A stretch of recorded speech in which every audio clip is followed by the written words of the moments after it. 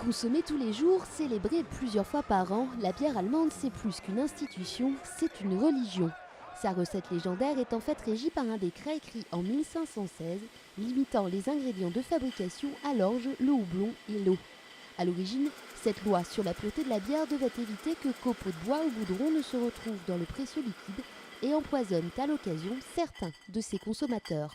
Toujours en vigueur aujourd'hui, même si la levure y a fait son entrée, le décret fête ses 500 ans et reste une fierté nationale, surtout en Bavière. Les bières de Munich, elles sont tellement bonnes, je crois vraiment qu'il n'y a pas mieux. Il y a ces bières modernes qu'on voit partout, mais je crois qu'elles ne sont pas trop demandées ici en Bavière. Mais aujourd'hui, le décret fait débat.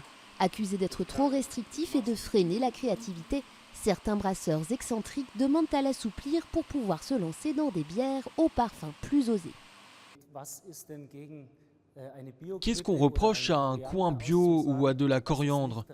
Qu'est-ce qui n'est pas pur dans ces ingrédients que l'on peut ajouter à la bière et qui peuvent lui donner des goûts très différents?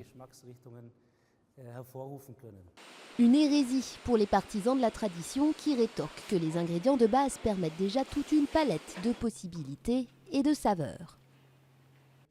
Nous observons actuellement une énorme diversité, surtout dans l'utilisation du houblon, dont les nouvelles cultures donnent à la bière des notes fruitées, qui vont vers la mangue ou la pêche. Protectionniste pour les uns, presque ringard pour les autres, le décret demeure 500 ans après sa création un sujet de discussion que l'on aborde avec modération devant une bonne bière.